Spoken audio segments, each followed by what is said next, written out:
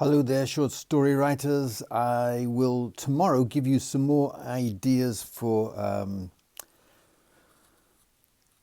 treading in the footsteps of your literary heroes or genre heroes. If I've offended anybody who writes literary fiction, it's all genre. It's all genre. If you can say it's this type, I write literary fiction, then you just said that you're in a genre. It's a bit like saying I only write and compose classical music. Yeah, okay, if we can agree on that, great. Now then, yesterday I began by saying I wanted you to take seriously the idea of writing ghost stories, no matter what genre you were in.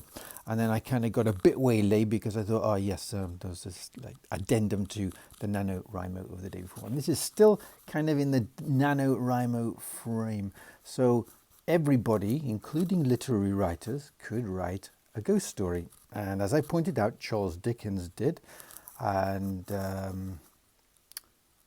Henry James did. There were plenty of people who wrote semi-supernatural stories, and they are considered to be respected authors. So I'll get that part out of the way. Now, I think there are possibly three different types of ghost stories, or at least I want to suggest three different types of ghost story. And the first one is going to be the obvious, okay? So your main character interacts with a ghost. Now, in a literary story, this could be that it could be of the I see dead people kind of mold, where nobody's sure if they believe this person or not. And or it could be that the person, like Hamlet, there's somebody else who wrote about a ghost. Two, in fact, because he does so in Macbeth as well. And also supernatural beings in The Tempest.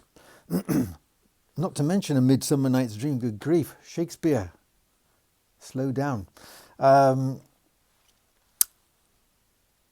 It could also be that, like Hamlet, the ghost imparts some knowledge or a challenge to your main character, and they feel compelled, I hope, so we have a story to follow it up, rather than sit on their backsides, a bit like Hamlet does in the whole of Hamlet, until his hand is pretty much forced. So there is that. Now, if you are writing horror, supernatural, or science fiction, then why not have ghosts aboard a spaceship graveyard? It could be the ghosts of aliens. And again, they don't have to be scary ghosts. They could be benign ghosts trying to warn, guide, etc. your main character in the story ahead. And this would be one of a series of different kinds of ghost stories for your episodic novel.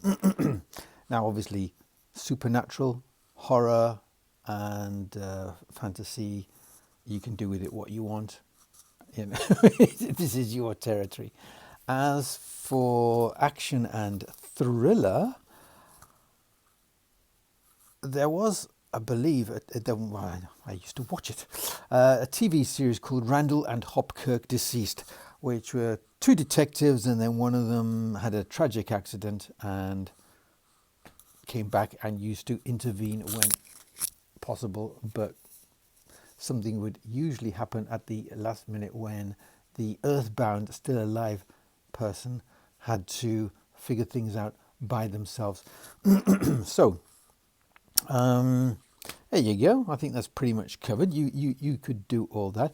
You could have a thriller stroke action series where the person of interest, not the action hero or heroine, or are we allowed to say heroine anymore? I'm finding it difficult to keep up now with what's acceptable and what is not. However, the main action character, male or female, the person that they assigned to guard or causes all the problems is somebody who is convinced, because they have seen a ghost. Now, how could it be that somebody has seen a ghost? Well, I give you Joan of Arc, Vincent van Gogh, and there's a certain probably more than one religious figure who they have these kind of migraines and they honestly do experience in their heads in the same way that we experience when we are dreaming. We're fully 100% there, we're immersed. They experienced religious situations. So why not have somebody who has these migraines and their religious transcendent experience is with a ghost of some kind? Okay, so if you have to make it plausible, if you absolutely 100% have to make it plausible, but don't forget, you're writing fiction, okay? Willful suspension of disbelief. That's the key phrase here. Disbelief, willful suspension of. In other words, there's always a premise in every story that this thing could happen, but probably didn't. Okay, 5:49 seconds. Doing okay today.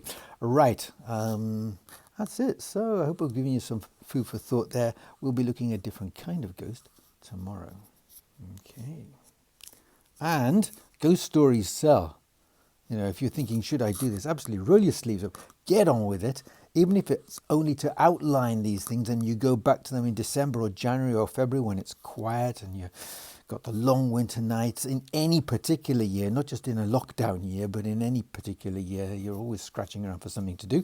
This would be it. So write down your outlines, but if you can get the stories written as a first draft, so much the better. Okay, happy writing.